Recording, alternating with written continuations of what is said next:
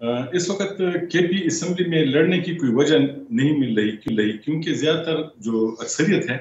وہ تو P T I کی ہے،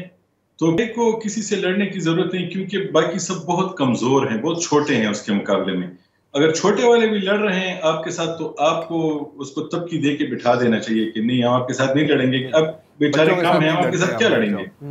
لیکن ایک چیز اور ہے جو میں کے پی اسمبلی میں بہت تواتر سے دیکھتا ہوں، اس کی وجہ یہ ہے کہ سب کو معلوم ہے کہ اس کی خبر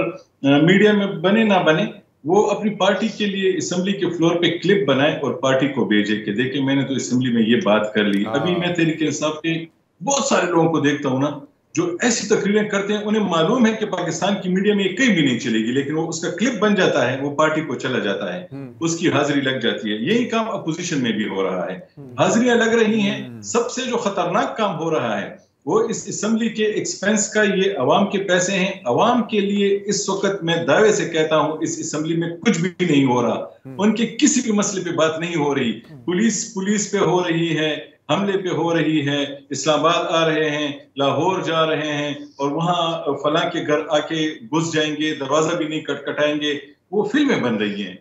پہلے بھی کلپس میں فلمیں بنتی ہیں اور ساتھ میں یہ بڑی والی، آج جب علی امین صاحب آتے ہیں تو پھر ذرا فلم بڑی والی بن جاتی ہے۔